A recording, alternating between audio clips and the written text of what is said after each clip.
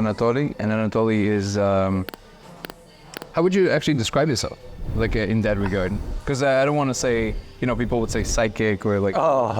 So how do you describe yourself? Okay, let's have a round of a self-introduction. Sure. Okay, so basically I come from, a world of science, if you can say it, because I published some works on, cybersecurity and all that stuff, and in the probably the most leading Russian magazine, and also at the same time my career was actually more in the business ethics and compliance in the corporate segment.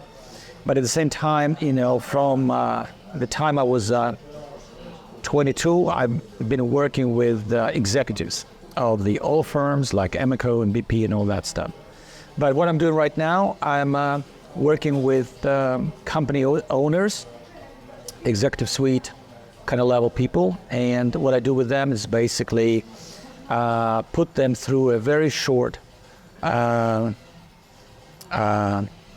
couple of sessions to empower them to enhance their abilities to run their business and basically get the best out of themselves, more like becoming the best version.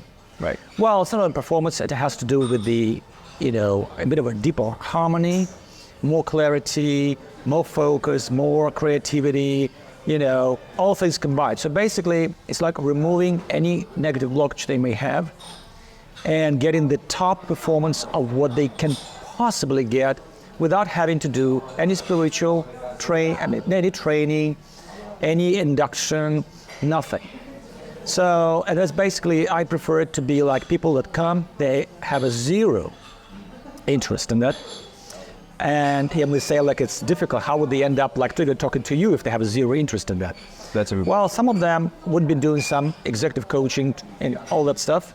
And as a result, they would get close enough to actually realize that you cannot progress beyond a certain level because of the stuff that's holding you back.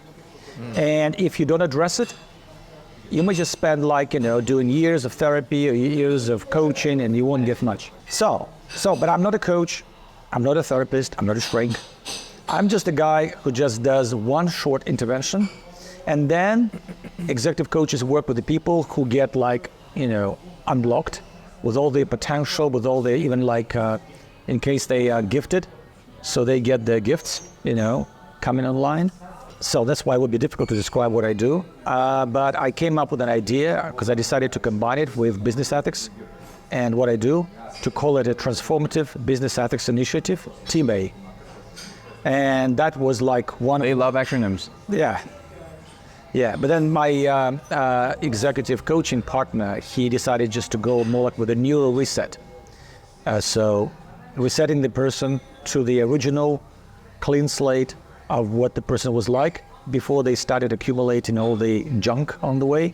You mean in adult life? Yes, like you said, growing up, having rough childhood, having lots of issues, sometimes trying to deal with them to make them worse, right? So all this stuff stays as part of your system unless you start working on it, So people do it through meditation, retreats, various self-work, but people I work with, they just don't have time for that.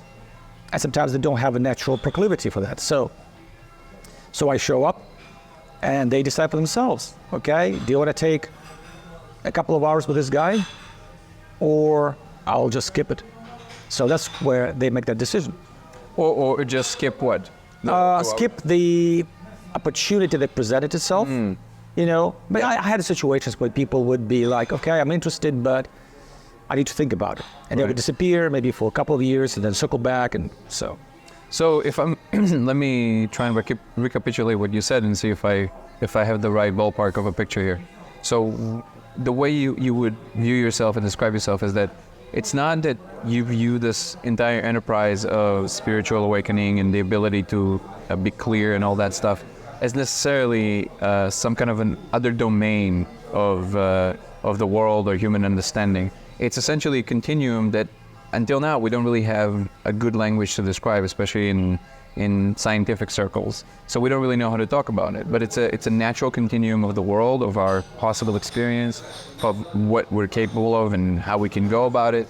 And you're simply looking at it from a very a functional perspective, which is that, look, I can do this thing, and all of a sudden your performance goes up. You attach whatever story you want to it, but it will work. Yeah, yeah. Right? Well, I decided to dumb it down to that level. I can tell you why. The neuroscience basically has discovered a lot of answers for that. Over the past decade, it has never become part of the mainstream for a reason. Because of the huge industry built, self-help, personal development, professional development. So they don't want they don't want people to know that significant discoveries have been made. And as a result, if you read a couple of scientific articles, if you care, you see that there are ways they can fix yourself. The trouble is, when they tell you, it's inside of you. So anyhow, the idea is that there have been plenty of discoveries made, okay, to explain them, all that, but nobody would care to do a deep dive to understand the science, right? But here is the rub. What are the discoveries? Do you mind telling us? Okay, yes, sure. Yeah. So basically we're talking about, remember maybe about 10 years ago, there was this tendency to say like, oh, neuroscience, it's neuroplasticity. It was so much talked about, right? And as a result, everybody started like including that sweet word of what they do, hey. Neuroplasticity? Yes. It's like, for example, if you want to learn like a new habit. But people all of a sudden always say quantum and everything that they... Oh, yeah, exactly, yeah. It's like, it's crazy. Yeah. So everybody's been using that, right? Saying, hey, it's like quantum mechanics, quantum this, quantum that, quantum leadership, quantum consciousness, whatever. Yeah. No idea what that is. No idea. Yeah. And, so the idea was like, okay, everybody like used up some mileage on that, but it never stuck because it never had any substance behind it. Now, what I do is this, and it could be called roughly synaptic plasticity, with a word attached to it like instant synaptic plasticity. Why? Because the way our brains are wired about our experience, how we feel about the world, about ourselves, that's all reflected. The way people treat us, if we get more negative, we get treated more negatively, So it's just like this, perpetual crap. Like a self-perpetuating system. Yes, exactly. Yeah. It's called karma, by philosophers, but it's actually our biofeedback, the way we respond to the external world, external stimuli, and that's how it affects our brain and, rewires us. So our brain paints the world according to Exactly, yes, exactly. So can you imagine if all that blockage that sits right here in our neural pathways, what if it's all removed? And you go back to the original state when you were like 6 or 7, before you hit the rough patch and you started like really doing stuff and it started affecting you, creating more you go back, you rewind yourself back to that state, but you still have your skills, you have your experience, you have your gains, you have your achievements, you have your belief system. And there's no shift in your belief system. I'm not doing any of that stuff. So basically what I do is like, okay. You can curse, by the way, there's no problem. Okay, good. So, but the idea is, again, it's not like I'm saying that I'm like somebody who has that power to do the thing. No, I'm just a trigger. But all that self-healing potential sits within you. Now, the way your body and your nervous system and your brain responds to me when I'm talking, that starts the healing process by itself. And it runs until it's complete. Sometimes with some people, it could be a couple of weeks. With some people who've got a lot of crap, to process, it may take 2-3 months. But every day you feel it.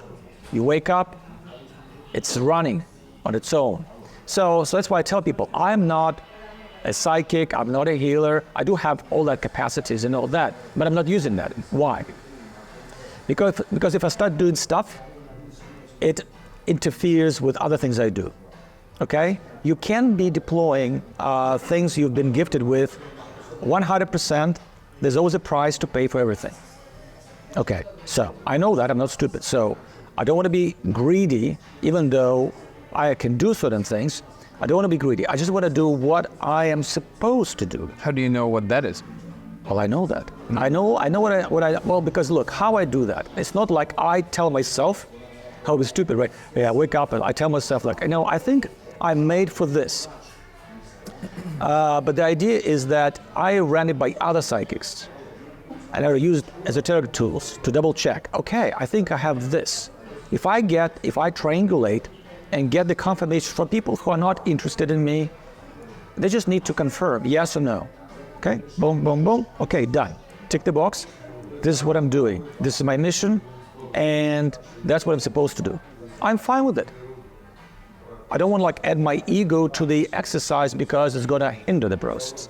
So one question that arises for me Sure. is, and I'll tell you exactly what I'm asking, so there's no ambiguity. Yeah. So it's not. So the simple question is, how do you do what you do? But the reason I'm asking, I want to frame it for you, is because I'm very interested in the bridging between the scientific world and the spiritual world, and I'm very interested what language do we use to collapse this distance? Like, how do we say with a certain amount of seriousness to the scientific community, like, hey, take this seriously because here's the frame that this is what I'm doing. Very good. I basically rely 80% on the lingo that the neuroscience community has come up with, because I can describe the process. You say, how do you do it? It's very simple. Okay. So basically, going back to this idea of, let's say, karma. For some reason, business people love the word. When they hear like it's karma, it's a bad karma. Every time they go over 50, and they start feeling like, okay, I can't enjoy my life anymore. I'm rich, I'm famous. The age of 50, you mean? Yes. Okay. For some reason, I've been hearing from people I've been working with, and they go like, okay, this expensive food doesn't taste any good. I don't enjoy any relationships I have. I don't enjoy like the most expensive wine. I don't enjoy being famous. I don't enjoy anything. I'm sitting on money. I don't enjoy the weight of the money right under my butt. So I say, okay, well, you arrived at a point where you have to do something with all the shit and sometimes bad shit you did. And I heard it from lawyers and everything, all sorts of people. And now, but here's the rub. I can't offer what I do to people because the way the universe works, they have to ask for it. By the way, it's not only with me, it's with anything. You have to be aware of what you want and you have to ask for it. This is the first rule of an engagement. Because I've tried to offer people to heal them, and every time I had this violent pushback. Slapped in the face, spat at, I was like, they're not ready? No, I'm not supposed to be doing that. For example, like if you understand, like you tried your luck with medicine and everything, it's not working, you have to go and seek out a healer, and you have to ask a healer for help, right? But if a healer comes up to you, not ready for him, right? Hey, I can heal you. I don't need your money, I can heal you. So your first reaction would be, because your mind goes in this revolting stage. No, there's no way you don't want anything, yeah. No, it's like you don't have no control of the process, right? So you just push back as hard as you can without even understanding what the hell you're doing. It's like, hey, you're getting help. It's being offered to you. So that happened to me so many times that I decided, okay, great, I'm not doing this anymore. I'll have other people do that for me. If they care, fine. So that's why I can completely withdrew myself from this light of fire. And I just thought, okay, I learned my lesson. I will not offer people, sometimes it will be like very heart-wrenching situations where I see someone who's this close to commit suicide. This close. I know I can't offer any help. It's very painful, Yeah, so I will be like, I want to say something, I want to do something, but I can't. And the Chinese, they have this same kind of like Confucius or maybe Buddhistic, kind of view. When they see a child drowning, they will not do anything, just kind of look dispassionately on the child going under. It's his karma. So there is an element. That's a weird one, but yeah. Yeah, I know it's a weird one, but that's the one I heard from the Chinese. So yeah. Okay. So it's primitive one, yes. Yeah. But what I'm saying is, this is the cutoff. So, which means I have so much to offer, but I can't, as if like there is a certain framework and there certain rules. So I just have to be very careful and very dispassionate. It's like, okay, if something is meant to happen, let it come to me. So since from that point on, things started happening differently. Okay? And now, you asked me a good question. What about the language? Well, how do you relate? Now, going back to neuroscience, I can explain how it works. Very simple. So basically, the way we respond to the world, it's all about how we react to the external stimuli, the environment, the noise around us, right? We like it, we don't like it, we engage with it, we don't engage with it. Fine, there's a difference. So my voice is like this external stimuli, like it's that our auditory cortex reacts to, and then starts impacting, various parts of the brain, especially the one first with the language processing, like the Wernicke and the Broca's areas in the brain, they kind of like go, right? So, and then the system starts responding to it, like, okay, like I like those vibes. And suddenly the system decides, okay, now I can heal myself. Without you even knowing this, the system starts like working. Okay, if I need to fix my brain, maybe there's an extra rush of dopamine, or the way I connect with this, with those, and it's called interbrain and neural synchronization, or actually, to be more specific, like brain-to-brain entrainment. How we get synchronized, the neural coupling between our brains happens. It could be through the release of neurotransmitters, right? Or could be through like various neurons? Or? Well, yes, bingo. Okay. So yes, okay. If you want to list the basic elements of it, first off, like you and I talking, we feel a bit connected, emotional contagion, limbic resonance, whatever you call it. Our limbic systems resonate, right? Then when we go deeper, mirror neural system kicks in, right? Because even though scientists are conflicted about the nature of it, right? Also, they always talk about like, oh, it's like a monkey, it's an apple. Well, somebody grabs that apple, monkeys, in that monkey's brain, mirror neurons kind of get like reactivated and all that. Well, it goes more than that. We can predict an intention of another person using our mirror neurons, okay? So that's the second component. The third component, this is where the interbrain neural synchronicity comes in. It's the oscillations of the brain wave, waves, and it could fluctuate. Could be alpha, could be, theta in my case. Now, why theta? This is interesting. You probably must have heard about theta healing. It's all a hoax because it's a great idea, but it's not working like the way it's described. But in my case, because again, I'm connecting with a person through all these elements, and I'm always on theta. For some reason, kids, when they reach age of like 11 or 12, they get shifted into the adult frequency, oscillations, right? It's like alpha and all that. So, and their skulls hardens and everything, so theta says goodbye.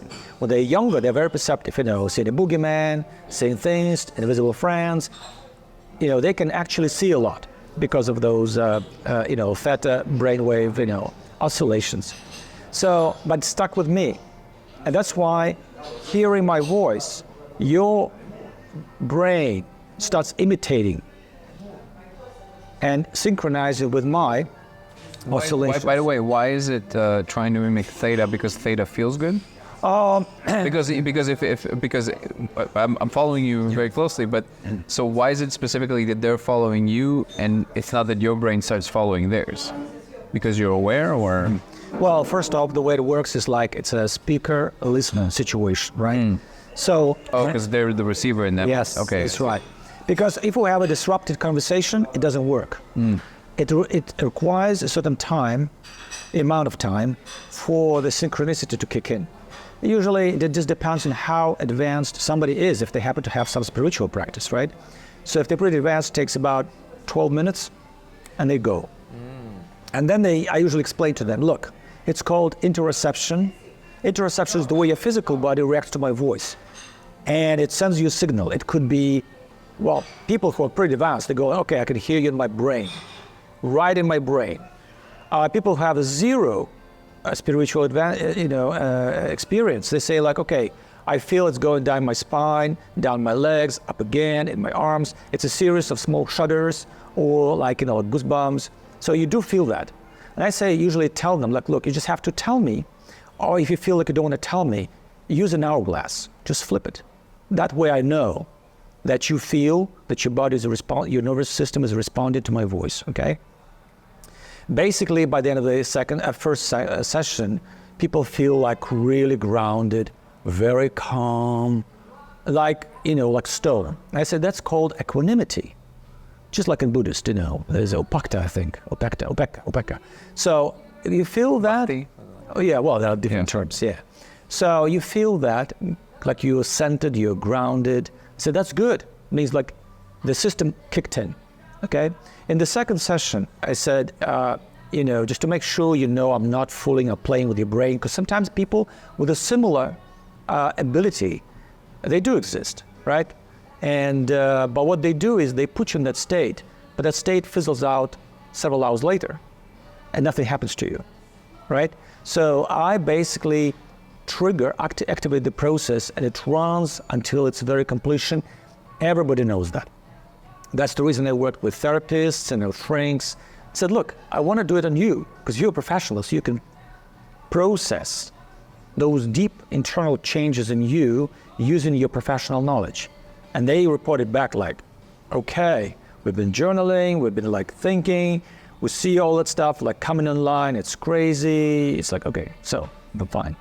But the second session, I usually tell people, just so that you know, it's not a hoax. I want you to very, very, sketchily tell me about your most traumatic experience you've ever had. And I will remove it from you, just like that, in 2 minutes, in less than 2 minutes. The most traumatic, could be anything. But I'll have to go back to the original thing. There's got to be some eligibility to what I do, because I can only work with a healthy brain. No like drug abuse, substance abuse, alcohol abuse, no neurodiversity either, because with narcissists, psychopaths, people who have ADHD and all that, I can't do much because the brain, the physical tissue has changed, has been altered. So they're not responsive to me, but sometimes they are. Because I've had partners before, all of them were narcissists of various kinds, 3 or 4 of them. And when I started speaking, became a speaker for Thomson Reuters, and I was like on stage speaking before 3, 4, 5,000 people, they were like there, responding. But I knew they could respond, but I could not take them over the hump, right? Just to another side. So I'm aware of my limitations, okay? So that's why I usually tell people, look, if you tell me openly you don't have the history of that stuff, I can remove anything. But if there is something that somehow you have some chemical imbalance or you had some brain damage, or whatever, like blunt, a tool to your skull, something, I cannot fix the physical tissue. The hardware. Yes. Yeah. Bingo. We're going back to the conversation, the software and the hardware. Yeah. If the software is there and it's messed up, but the hardware is pretty much intact, I can work with it. Okay. And if there is something else involved, which again, I cannot like flip on and off, the ability to heal and rewire and transform at the same time. See? So way back, I had that choice, a 2-fork road, whether to be a healer or to be this.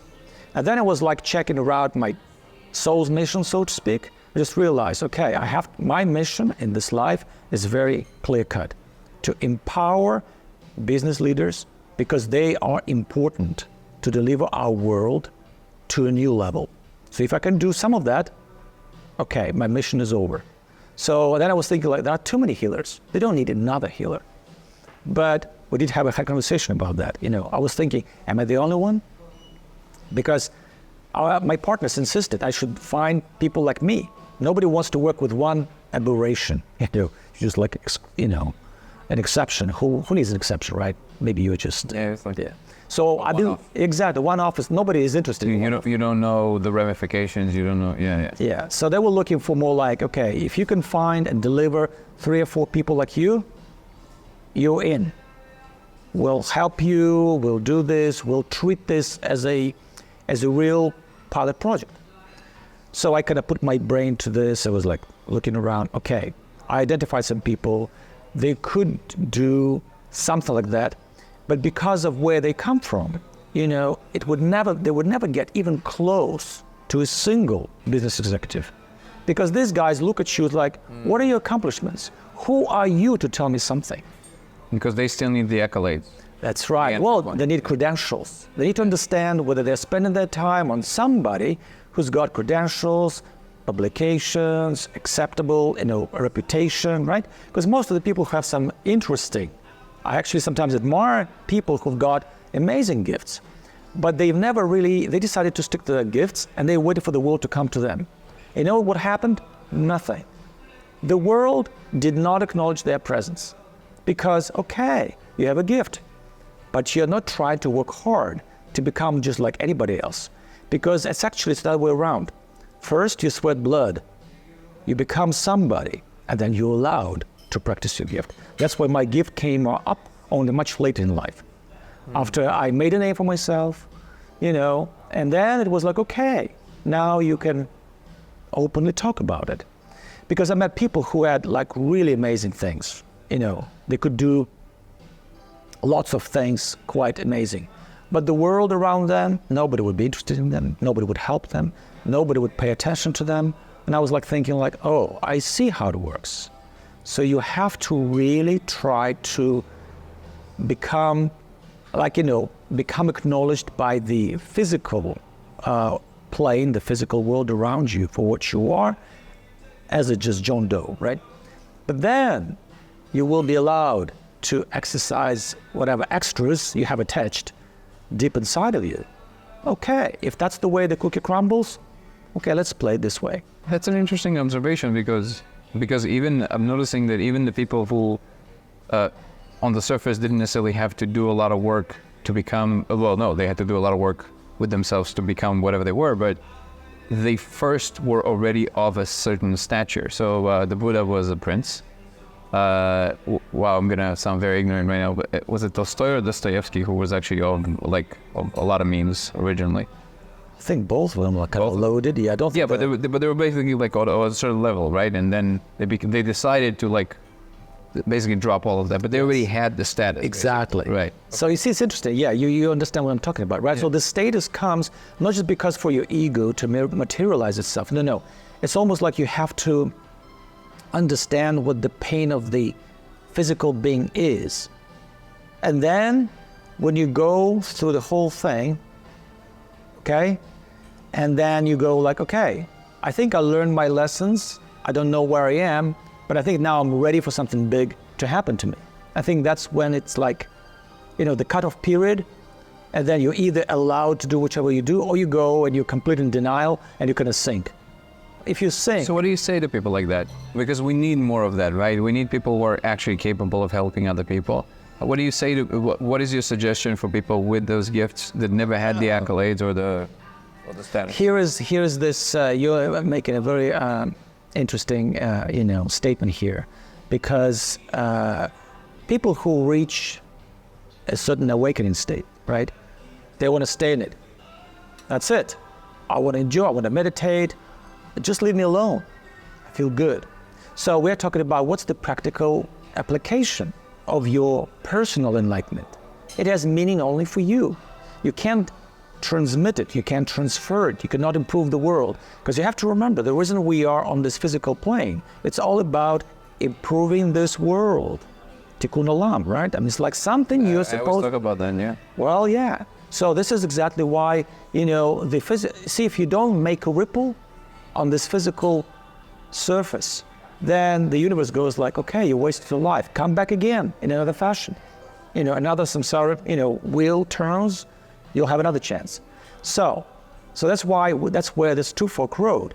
So people who are looking to experience this, right? And they think, okay, I can transfer it, right? Well, masters can in their presence. And then, there are some caveats, because there are some spiritual gurus, I was about to ask you about that. The people who spend 30 years in a cave, yes, their significance is that they know how to hold that space. That's right, but here is the rub.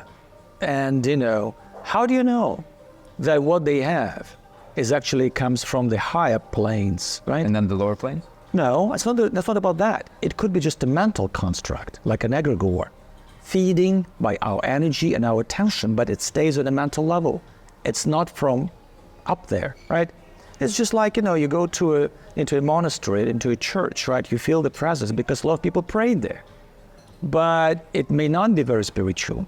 It's just our anxiety, our desires gets accumulated someplace, and it becomes an egregore.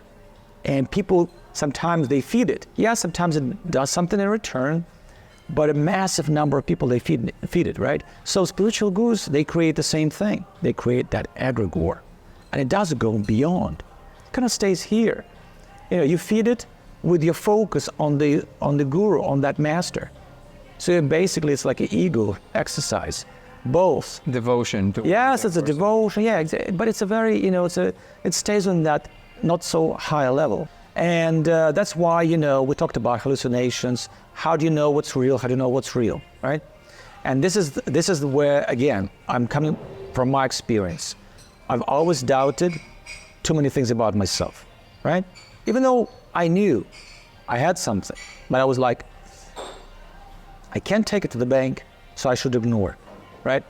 Repeatedly, on and on, on and on and on. So the idea is that if you think you're getting close to something, always look for ways to validate it. Any way you can validate it beyond your subjective perception, you're on the right path. You know, because, for example, you know, you know, like talking about synchronicities. I know people who have synchronicities every day, like 3, 4, 5 of them. They just kind of fly at them all the time. It's even funny. I don't have that many. I have, but I don't have that many. So I think like, well, this person I'm referring to, it must be like really close to something. Because those signs pop up, right? Like numbers, or like something else, or like messages, or like voices, or like, I don't know, whatever, like various forms. It's way beyond a statistical, like, yes, fluke. Exactly. Like, yeah. Yeah. It's definitely not a fluke. Yeah. So the idea is, again, it's like, you know, if you can take your perception of what you're working with, what you're processing, and then you get confirmation from somebody. It doesn't have to be 100%, because everybody gets a piece, a sliver of what you're going through, right? So, but you want to like distill it and feed it somewhere to validate. Hey, you know, what do you think about this concept? What do you think of that concept? That's why when we're talking about the point of reference is very important. So I can explain how I function using neuroscience. You know, words and everything. It's called instant synaptic plasticity, but technically there's a very funny name for it. It's a functional plasticity, because what I do is helping the brain rewire damaged parts of the brain and create new pathways. And it's called, there's a subsect or type of a functional plasticity called compensatory masquerade. That's a very strange name. Yeah, but that's how it works, right? So I kind of had a deep dive into this, so I learned it. Well, same thing, like, you know, with your experience. You go, you learn, okay, how do you call this? Am I the only one seeing this? Is it only talking to me? What if it's only in my mind? So you have to like really take it out and test it on somebody else, or using esoteric tools. Okay, for example, you have a great mind of a scientist, you have a gift for complex science, physics, maths. Okay, great. Tick the box. Next, what can I do with things that don't fit? Okay, do I process internally and then deal with it? Or I can outsource validation to somebody who can come, who are not interested in influencing my decision-making process, but they can come back and say, okay, this checks out, don't know why, don't know how, but it's for real. You grab it, thank you very much, you route with another piece. And then when you get all the feedback you need, you know, okay, what I'm dealing with is not a hallucination, it's not any strange imagery, it's not my mind is playing tricks on me, right? I can work with it. Now, what do I call this? Because it has no point of relevance or no point of reference, right? So then you start... It doesn't exist if we don't have a word for it, really, yeah. Yeah, but you have to have, you know, like several words for it, because it creates the linguistic referential system, you know, which is easier for you to work with it, like I did. I put the, you know, the terms for things, why they happen, you know. Some people provided, you know, especially working with therapists, they provided some good terms. Sometimes they're not very mainstream. Could be like, you know, what they say, like when you remove people's trauma, people feel like half or parts of the physical body is gone. I said, yeah, because... They were identified with it. Yes. Yeah. And also at the same time, I said, look, they refer to that as spaciousness. Why have that spaciousness? Like I walk around, like there are holes in me. I said, yeah, it's because your nervous system, your brain associated all that stuff, you know. With part of your body. Yeah, with part of your body. Now it's gone. And you feel like, okay, I'm lighter. It's not there. Yeah. So it's like a phantom limb of your spiritual body, right? Exactly. That's exactly what one therapist said. Yeah. It's a phantom limb syndrome. That is so interesting. So if I have to collect this wonderful answer you just gave me about what would be how do we talk to science into one phrase, it sounds like you're saying, well, the proof is in the pudding, but you're not saying it in a obnoxious way, which is like, well, come and find out. You're saying, look, and again, you correct me where I got them wrong, but it sounds like you're saying there's a lot of different terminologies for a lot of different functionalities we're trying to do. If you come from a physicalist perspective, it might be that your modality is incomplete to actually touch on the core of what the thing actually is and how it operates. But that's okay. I can still show you that you can produce results, very measurable results in people's behavior, let's say.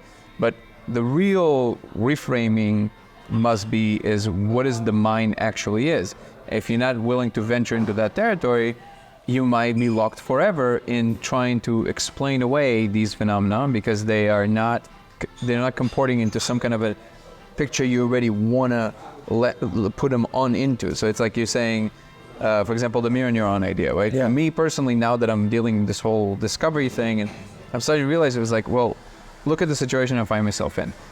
The thing is reproducible pretty much 100% of the time, but it's reproducible only by observers because at the moment, there's no instrument that we know that can see it, because the only thing that can see it at the moment, as far as we know, is a human mind on DMT or on ayahuasca on psilocybin, right?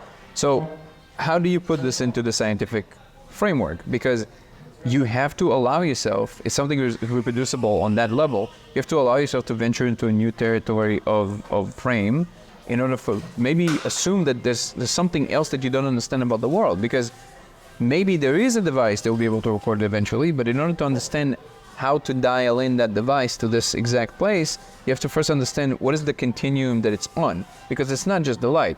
It seems that it's somewhere along the continuum of experience itself.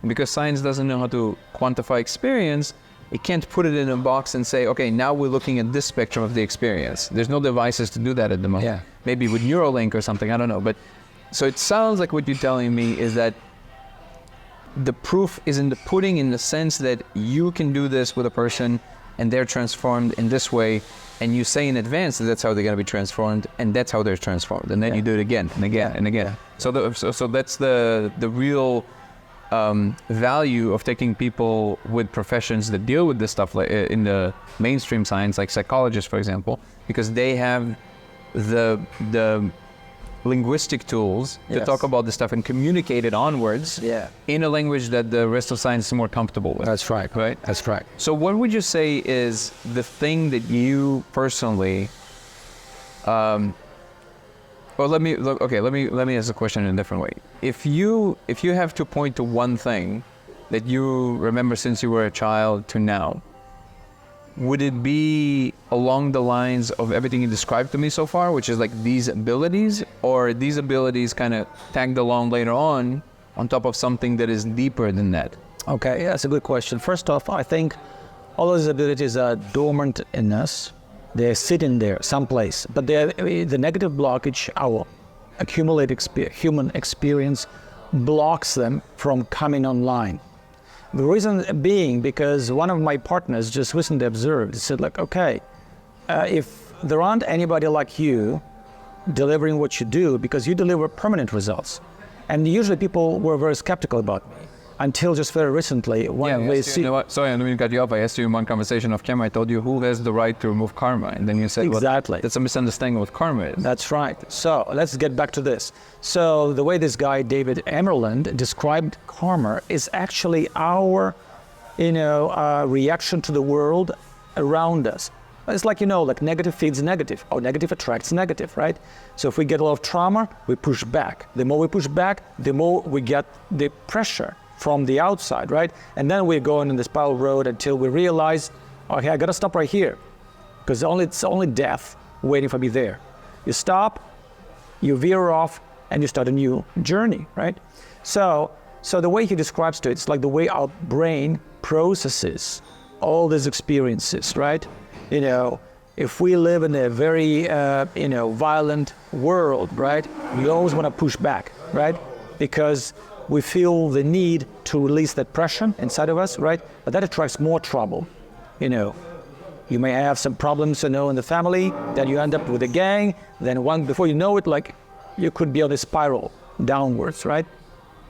So it's all sitting in our brain, because the way David Emerlin talks about it's like, okay, our brains, are built to conserve energy. So that's why they always look for shortcuts. Being kind is a powerful shortcut, because you don't have to attract violence and bad people. Or, so all these small bits, he talked about, like whatever helps us conserve, the brain's energy, ultimately leads us to become better people. So, okay, talking about karma, yes, it can be put, in this way. It's all about our reactions, right? But the idea is that, if you talk about, for instance, going back to the original point, like, creating the language and how you explain all that. So why is what I do is permanent?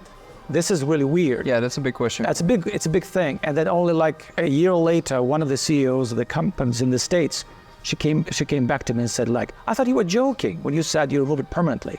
It's been 1 year and I'm exactly the same way you left me. Have a lot of energy. I attract good people. Everybody is in awe of me, My performance is stellar. I'm happy. I feel Teflon coated, bulletproof. I feel invincible. I'm on fire. I was like, okay, don't you think it's about time for you to write up a testimonial for me? If it's been 1 year, huh? Or you want to wait for another year? Because the definition of permanent, is different. Even for a year, that would be insane. Yes. I mean, people with means would spend a lot of money to have a year of being in full flow. Getting the limitless pill for 1 year, that would cost a lot of money. Yeah. Even for 1 year. Yeah. Well, that's why I was talking to a therapist. I said, okay, how can we describe that 2 of my sessions would be tantamount to what? And we wrote a number 92 high-quality therapy sessions to the tune of $20,000. Okay, you've got some metrics, you've got some measurable ways of looking at it, right? Because it could be subjective, right? This person could have said, hey, I feel great.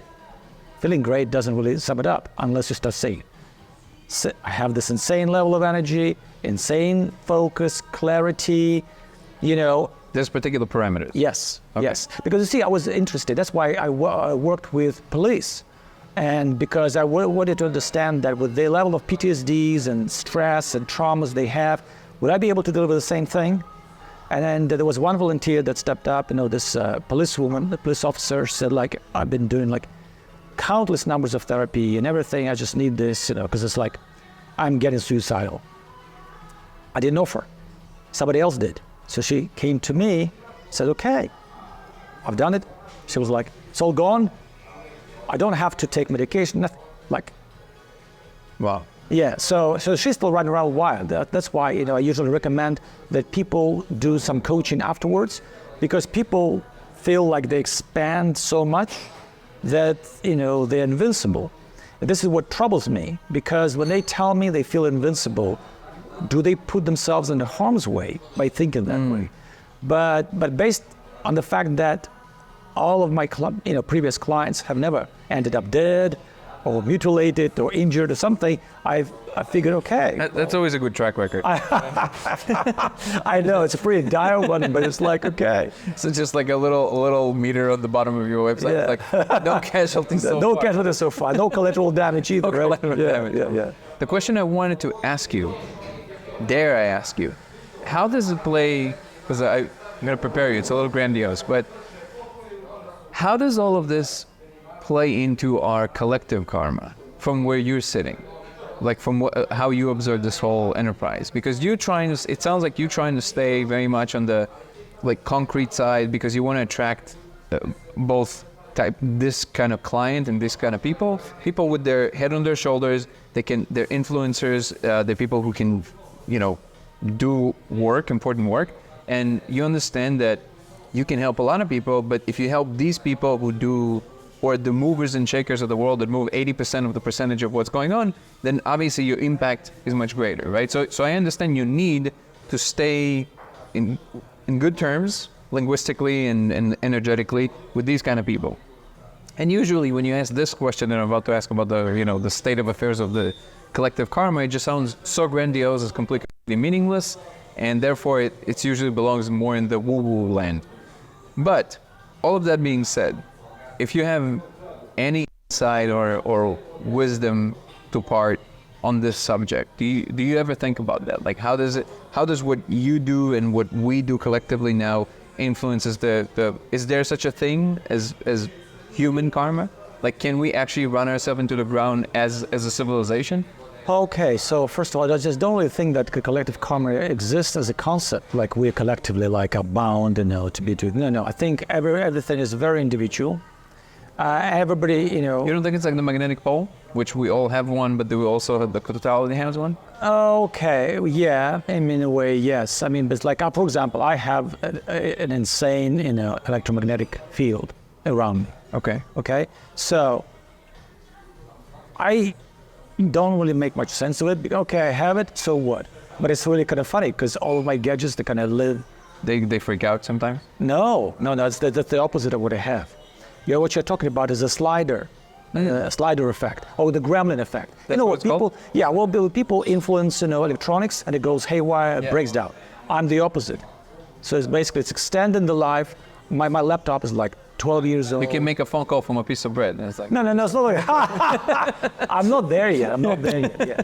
But the idea is what I'm saying is okay, it's not quantifiable. It doesn't really provide any, but the collective karma cannot be, again, the civilizational thing is one thing, but each and everyone's role is very important. Why? Because you see what's going to happen is you don't know what you know, but you're doing what you're doing. Okay? Wait, you don't know what you know? Sometimes you don't know what you know. For example, I know, but I don't know that maybe some stuff I have missed out on. Okay. It's about me, right? Oh, you don't know what you don't know, you mean? Yeah, well... No, I'm trying to understand what you're saying. Okay. Okay. I'm just talking about myself. Yeah. You don't know what you know. I'm talking about myself because sometimes I don't know what I am supposed to know in its full complexity, right? Got it. So that's why I'm just trying to be okay, I'm given this much rope, I can do only this much, I understand this bit. There could be something else, an extension of it, right? I don't know that yet. Now, the collective karma is a bit too much. I think everybody operates on what he or she is supposed to do with what they have, right? And how successful they are with what they have. They can go through numerous rounds of karmic reincarnation, until they learn basic lessons, right? That's the whole point. Otherwise, what's the point of if you get and you figure out everything, right, in your first lifetime, what's the point, right? So civilizational thing is a different story because where are we going with the civilizational, collapse? Or is it going to be some transformation? Or is it going to be some sort of natural extinction of us as species, right? So everybody talks about that, right? Yeah. Okay. And maybe you don't think about it, and that's okay. But think about it, right? Then, then what if we get reincarnated? Then this point is not that very relevant. As the civilizations and human species and all that, I will just come back again in a different form, in a different fashion. Yeah. So it's why should you concern? Yeah. Why should you concern yourself with this? But if you look from a different perspective, if I want to make a ripple, I want to make a change. I'm not saying I want to transform the world, right? But I feel compelled. I need to do something with what I've got to help make this world a better place. Not just really making it better, but making an effort that counts. That's a different story. Then it kind of gets closer to what you're talking about, helping this civilization get wiser and maybe overcome certain stupid hurdles, right? So then this thing plays into this civilizational concept a bit, right? Like, for example, I'm talking about myself. You made a good point. Why do you want to work with movers and shakers and decision makers? Oh no, I wasn't asking. No, it wasn't. No, that was more like a comment, right? No, but I want to clarify. I said that I completely understand why. Okay. Yeah, it makes perfect sense. No, I can tell you why. Because I can plug in with them and have a report instantly with any business person, any level, CEO, COO, preferably if they have engineering background. Like I know, You vibe with them. They respond to me somehow like positively. Like they would listen to me talk like 5 minutes down the road. Like, I want to work with you. That spares, the trouble. So it goes, for you, it's more around the fact that this crowd seems to respond positively to you. It's not so much around the fact that they are the ones that actually doing most of the difference in the world. That's the other side of the story, because I watched the trajectory of their career paths afterwards, and they reasonably changed. There was something going on in their lives afterwards. I don't want to ascribe it to myself. Like I said, I'm not doing anything to people. I just activate the process. I'm not working on them. I'm not using NLP or hypnosis I'm not playing with their minds at all. I just sit there and talk about anything. They just have to listen. How their bodies choose to respond, it's up to them. It's not up to me. It's up to them. But I see that change afterwards. And the reason I'm saying that, because again, it's easier for me to project that ripple effect, right? So this person is in charge of a team. So the ripple effect, right? It trickles down. The team start like working differently, maybe doing more good, other things. So it's a ripple effect. It goes like this, from this person. If I work with a person who has no desire to change the world, nothing, it's just a person, right? And yes, I do work with people who end up being, in front of me, and they just say like, okay, I feel you can help me. I work with them. So it's not like I'm like specific, no, you're not important, right? I'm not doing that. I just believe that whoever shows up in front of me, I have to do that, okay? So that helps. But again, to make sure things get more traction because of the level of response, to me, on the part of business people, it's easier. Yeah. Okay. Yeah. So you're saying that for you, the way you view it, it's much more individual, and it's really also the only thing that is relevant, because as far as any individual is concerned, that's the only little pocket of the world they have influence on.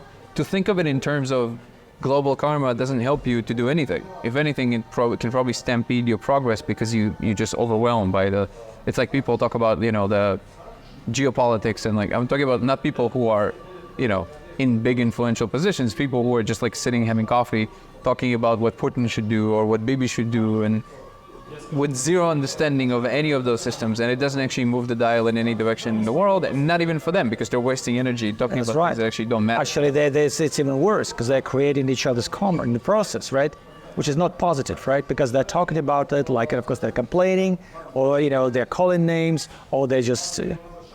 It's useless, really. It's a waste in the air. Yeah, it just makes them feel like as if they have. Well, they feel connected to the world. Hey, I read something. Yeah. I watched that thing yesterday on the news. Let me play that to you. So do you watch the news? No, I haven't watched the news in, I don't know, maybe like 15 years. And my sister, I actually don't watch TV either, but like we watch stuff on YouTube and stuff. But my sister, like, she's a diplomat, so she has to kind of follow the thing. But it was before she was a diplomat. She was following the thing before. She loves understanding she likes being concerned about the thing. Sure. And my sister's my hero. She's like an incredible human being. But that part always makes me laugh. I'm like, she's like, oh, you don't know what happened? I'm like, I don't know. I don't care. Like, it's like, it doesn't change anything for me. Exactly, yeah. But, and I guess, no, it's true to an extent. Like, I mean, I think in the end, it doesn't matter. Like, you want to know that, like, a potential nuclear war is coming, right? You want to know that kind of stuff. You got to be aware. Even there, actually, I'm not so sure. But, if mushroom cloud is there, I'm like, oh, okay, it's there. Yeah. But the other thing that I wanted to touch on is what I started saying before we got into this point, which is that okay, so let me ask it, because we might find an interesting thing there. What I find interesting about the way you talk, first of all, I feel what you're describing. I feel a very columnated, like focus. And it might have been the coffee, but Might have it might have been, maybe the coffee had theta in it. Yes. But I definitely feel that from you. But you're not sitting in front of me. See, you're sitting sideways. Because I want. I know. That's what I'm saying. if I'm sitting in no, front no, of you, no, I'm no, feeling no. more. Let's. I want to try it. No. That- Yeah. But the thing that I wanted to say, okay, so what I find interesting about the way you go about things is that right now I had a question, right? But then when I allowed myself to search just a little bit in what you already said, I already know the answer you're going to give me. So the clarity with which you speak provides a lot of information around itself. It's not just the direct thing you're saying, it's also the things implied in what you're saying. But I'll still see if we can maybe find some interesting point there, which is this insistence on science, on ignoring certain faculties about things that we can absolutely measure and repeat, like the placebo effect, like if that kid just knows those dates, Yes. things like that. That's right. And then I said how they do it, and you said why they do it. Do you just mean the fact that they're embedded in pretty much a physicalist perspective? Is that the limitation? Or is it more than that? Is it their own personal kind of like, they don't want to touch this because whatever reason? How do you view that? Well, you had to come about the science, right? Yeah, science is a collective. It's an Okay, individual. think about this. Big pharma, science, and all of this. Okay. Or huge industry like self-help industry. It's $100 billion a year. Now, imagine... They just fix you. Yes, imagine somebody like me, there are hundreds of us, or thousands of us, right?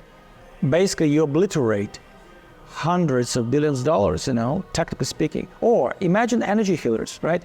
Come online, get recognized, and suddenly you're dealing with thousands of people who can patch you up, sometimes not even seeing you, in person, right? Just distant, remotely.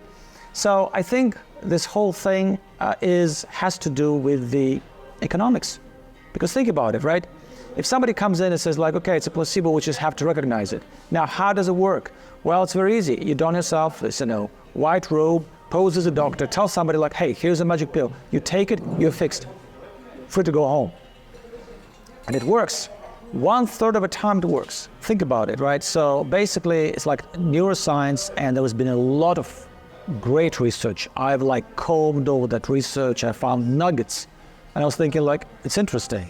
Somebody poured hundreds of thousands of dollars into that research. Nobody knows about it. It's hard to find.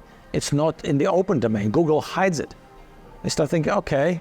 Really? Oh, yeah. What you're talking about placebo thing? No, placebo. I'm just talking about in a certain research I was looking for. I couldn't find it online. I had to really try. So, but the placebo effect, which you're going... Wait, but I'm sorry, this is really interesting to me. Do you actually think a goal, consciously hiding that? Well, everybody knows that, the levels of censorship that we have online, right? So the way everything gets, processed. And Filtered, right? Yeah, filtered and stuff, right? So that's why I was finding it for example, I would be looking for a specific article. Yeah. And it could be very expensive or Yeah. impossible to find, right? Okay. I was thinking okay, nobody cares about this article, right? Why can't it be in the open domain, right? What's the You mean reason? like a research paper? Yeah, it's Well, that's how the university makes money. yeah, no, but it's okay if it's between universities and that they want to sell it or they want to It's not okay either if you ask me, but... I know. Yeah. But I'm talking about from their perspective, right? So, but you're going back to your point, like a placebo, recognizing such things means you're going to give them credibility as going to be costing a fraction of a market to somebody out there who may not be very happy about it. It's fossil fuels versus green economy, blah, blah, blah. It's always about money. It may have a different story, a nicer story, some, could be even very appealing, but still it's all about money. And somebody who's going to benefit from it. So, talking about placebo, yes, 1/3 of people, that's a lot. Think about it, right? I mean, same with nocebo, right? If you're too negative about the stuff, it happens to you, right? So, it has a certain attraction. I think that in some universities, not universities, in some medical facilities, they sometimes play that game with the placebo because they realize, we can cut out expenses and play that game. And the person is happy with the outcome, they go, they leave, we deal with other clients and all that, right? But the mainstream will never, I think, accept this. Really? I think you don't think it's possible to change the entire paradigm? if you want to change the entire paradigm, there has to be a lot more than just placebo. For example, imagine suddenly lots of other things arrive at about the same time, and placebo just one of them. You know, like when they talk about the observer effect, right? If you observe the experiment, you influence the experiment. You're just sitting there. Yeah. You know, like, there was some, I think Dean Radin did this, you know, he had the person who meditated on the, the thing like with the... It's crazy that this data is being ignored. It's insane. Yes. And it's interesting you mentioned that because I've been mentioning this a lot recently. Yes, like Rupert Sheldrake, Dean Radin and stuff like that. I mean, people like that, you know, they've got the money to do the stuff, and then that stuff doesn't register or it's being ignored. That's kind of crazy, right? Yeah. Because, you know, he's got a degree, he's getting the money, he's getting official funding to make a point. You know, but he gets scorned and he gets like really, you know. Well, now there's some medication, but it's still not enough to actually, now Sheldrake at least. Dean Radin was... Yeah, but... I feel like Dean Radin is also finally coming up kind of like in the... I've seen him appear literally in the last month, like on some podcasts. He started appearing there now. He also cleaned up a little bit. He looks kind of like... and that's what makes me feel... Thank you so much. That's also what makes me feel that there's already kind of like a shift in paradigm, just because... that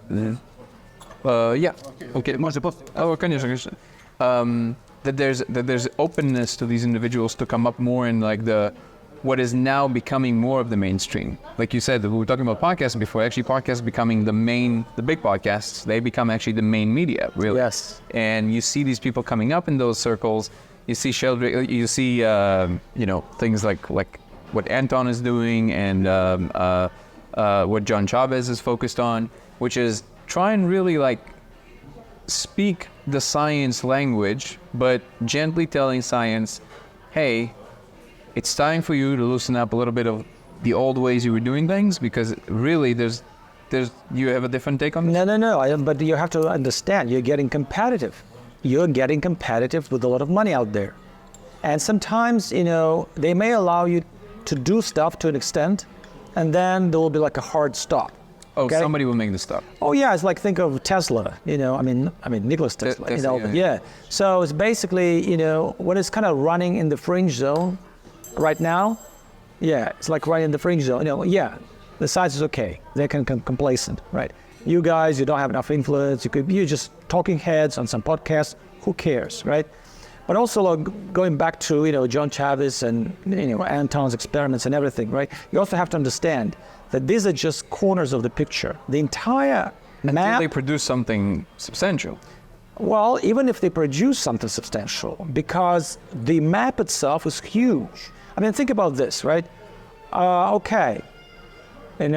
Stuff you see on DMT versus meditation, deep meditation that people can see things, versus lucid dreaming, versus astral traveling. You get different, shades and fragrances of that stuff, right? And then you can say, like, okay, nobody put a name on it, right? Like, what is exactly I'm interacting with? Am I interacting with my subconsciousness, with my imagination, with some sort of like astral projection or astral plane, whatever? I know something's happening, but what exactly am I doing? Because people have terms. Could be religious, could be sacred, could be, sort of like pseudo-scientific terms, right? But still, the map itself is so huge. To integrate all of that, will be a different undertaking. Because, for example, you mentioned entities, So who's engaging with entities, right? Okay, is it in your mind? Is it a new way of channel that you have that you communicated with something? I have some input on this, but please. Good. Yeah, I was just kind of, just to use that example, because we talked about meditation as I travel and all that stuff, because people sometimes have some real deep experiences and interaction. They come back and they can report. I talked to so-and-so, I did this and this, I went back again and it was there. And we picked up where we left off. So there is some continuity, there is something going on. So that's why, you start looking at this and think, okay, at some point it stops being subjective And when more people share this, it's like takes a life of its own, right? So you have a board of reference. Okay, you had that experience. Oh, I had that experience. What happened when you had that? Okay, well, I had the same kind of like. So then you start talking, but there's no common language yet. Yes. And 90% of map is a huge undertaking, but just inside your own group, you start talking, you match your experiences, but you don't have a common language. So it doesn't take you to level number 2, because you just refer and relate those experiences, right? So let's go back to what you wanted to say about those entities. So what I wanted to say is not necessarily just about the entities, but about those spaces in particular. The point I want to talk about is what you said, which is very difficult to compare what, let's say, the astral travelers say versus what the psychedelic people say versus what the meditators say. So my input in that is you can have certain kinds of experiences that you need no other verifying person to know for a fact that this is real. And here's how you go about this. The reframing has to be that the focus should not be on how much we can compare these things or compare the data from these spaces. Did you talk to this person? Did you talk to this entity? Oh, how did it look? How did it feel? It can be infinite number of ways. That's not the point. The point is there's certain signatures to levels of reality. That's what I would claim. And this is not going to be satisfactory, I'm saying it right away, to any, again, person who kind of runs the physicalist software at the moment. But if you can loosen yourself up for just a little bit, try and think about this. I always use this as an example, and I believe this is something that Terence said also, which is that nobody asks why you know when you woke up from a dream and then you remember that this was reality. Nobody ever asks, but how do I know? Because they just know, so they don't care about it and just move on with their day. But if you ask yourself, how do you actually know that this is now reality? There's certain parameters, there's certain criteria to reality that are not like the dream. And it's not about content, because the content can be very similar. So things in the dream are more murky, the more cloud-like. Sure. Your visual acuity is much higher here. Those are specific parameters. Surfaces are much more smooth, and your edge detection is much higher in regular reality. Things are more continuous over time. They don't just erratically shift from one moment, unless we're talking about Boltzmann brains, but that's a whole other can of worms. But basically, those are particular parameters we can point to and say, aha, that's how I know this is the world. I don't need anybody else to tell me, hey, is this the real life? Like, I don't need you to tell me that. I know it is, right? So then it actually cures our minds also from the need to engage with silly philosophical discussions of like, but how do you even know that this is real? I'm experiencing it. That's all I need to know to establish it. I don't care if I'm a brain in a vat. I don't care if this is I don't care how it comes to be. I know this is real because I'm experiencing it, whatever it is. But I do know there's a difference between levels of realness. So if you take this analogy one level up, the reason you know that the DMT space is real, even without what I've discovered, even without mapping the space, is because all those parameters I just mentioned that we utilize to distinguish what is more real than not, apply one level up. Visual acuity goes up when you're in psychedelics, specifically with DMT and psilocybin. Your edge detection becomes much sharper. Things are more continuous over time. They're clearly much more, they have more of an essence to them. So like the red is more red. And those concepts are very difficult to communicate because what do you mean more red? Well, there's a certain essential component to what red is. Not how we describe red in our physical reality, which is the wavelength, because that's just a third person explanation of how the light behaves when it looks red. But it doesn't explain why it appears this exact experience that you call red, right? So when you do mushrooms, for example, the red becomes more red. But if you ask yourself what changed, there's no more light coming in. There's nothing in your physical parameters changed aside from the fact that you know it's more red. Because the essence of redness is more apparent to you. The aperture of what the meaning of red is bigger. And that's the parameter. Like if I have to think about one thing that has to be reframed in our perception, it would be that. Because the second we allow this to come on board, it becomes clear that, like, aha, now I have a way to talk about a continuum of the same way that this is more red, you're more of what you are to me when I'm on psychedelics. I see more of the essence of what you are. I see more of, that's why people see, everything is connected. Yeah, because now the aperture of what everything means together is more apparent to you. You drop into the space. And people experience this, by the way, haphazardly in their lives. They have moments of clarity that all of a sudden everything just clicks, and it's like this big aha. You're like, I get it. And people experience it in very minute ways when they learn new things. Like they try to get this math equation or this kind of thing, or a new language that they learn, and it's just a salad. And all of a sudden, I see it. I see the wide flows and how it connects.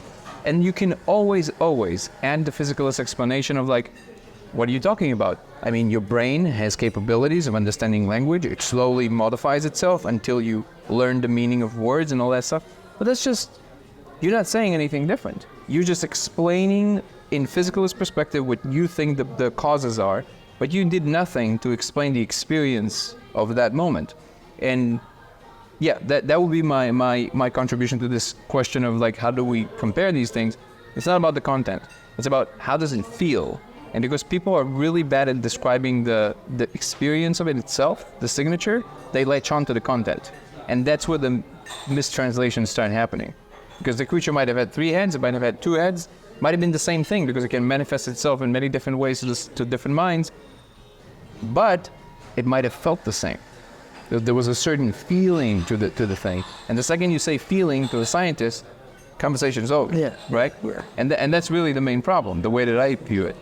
Well, Anatoly, I know we can sit here forever, even though I would love to. This is a fascinating conversation. Let me ask you one more thing about you personally. You came from Russia, right? Yes. And you find yourself in a position where, because of the craziness in Russia, you have to allow yourself to be in a different frame at the moment, right? We'll just put it that way. Would you say that this influences the work that you do, or it changed nothing for you because you feel like you're in a different sphere operating? I think it does influence the way I do things, because there's one way of staying behind and then getting swept up with all the craziness. There's a different way to be, even up here in the mountains, right? We still operate in a different on a different level, like you and I talking. That's already a giant step, in the right direction. So why is it specifically? Because think about this, the conversation we're having and the conversations I've had with other people, they've been more open, there was more exchange, sharing ideas, contribution, not hampered by where you are, the ability to connect, or even people's, desire to be open to somebody who is in Russia. The moment I'm out, it's a total new game, a whole new game. You mean in Russia it's much more limited because of everything that's going on? Yeah, well, it's just because even people, from outside of Russia would be very reluctant to speak to me. So what I'm saying is like this preconceived. Just to Sure. make a distinction there. Are you talking about the fact that people treat people from Russia at the moment a little different in general? Well, I mean, there's definitely a certain level of conditioning by the news, by what's going on, right? So that's why me being in Russia and dealing with somebody or talking to somebody has a great, downside effect. Because everybody comes with a very preconceived idea like what's going on. So that's why, they feel like, okay, it could be anything. It could be like a creature from space. But if you landed in Russia and I want to shake your tentacle, I may want to wash my hands before and I never touch it. Wow. So it was China and now it's Russia. Well, I mean, we just have to be aware of this, this way or another. But you're feeling that. You're saying you're feeling that. Wow. Interesting. I never really paid attention. Maybe it also happened to me if I tell people that I'm originally from Russia, but I don't know. Well, you could try that to see how people react. To actually pay attention to that. No, I just don't pay attention. Maybe. Well, I know, you don't, but other people are, more grounded in what they're being fed by the media. So that's why it's just this filter that goes on and off. So, but again, you and I talking, you were on your way over here anyhow. Yeah. So think about this, right? You weren't planning to go to Moscow. So I see what you're saying. Yes. Actually, I was thinking about it because my dad is there. Yeah, but not at this, we're talking about this point in time, you know. Yeah, at this point in time. Oh, okay. And then, you know, my mom suggested against it. Even though she just recently went there, which I don't know if it was wise, but yeah. That was wise. I mean, yeah. Yeah. So, one final thing I want to ask you. What, if you have to envision everything you're doing developing into the future, do you spend any time thinking about that, or you just, what people say, go with the flow? Or you have a whole plan of how do you expand this? Okay, so remember, like at the very beginning of the conversation we talked about, okay, so you can either envision things, right, and kind of like mold them with your desire, with your thinking, and at the same time read the signs, right, that kind of come to you to either to support this or not to support that. I'm doing both, so I pretty much have an idea where I will be in about 3 years and 5 years, but like again, this could change or get altered. Just like I told you about the vision I had about you coming over, right? I just only saw a piece of the car and like, you know, but I had an idea, a hint, not necessarily a grainy picture with exactly you being there. So the future is fluid. So I take it, you know, like that. I can only see this much, I can only feel this much, and I read the signs and I make adjustments as I go. That's it. And what do you desire? My desire?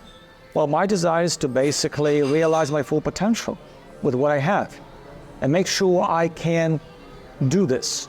If I can do that, and I can spend some time here up in the mountains, you know, chasing rabbits, well, I don't think that would be a great idea.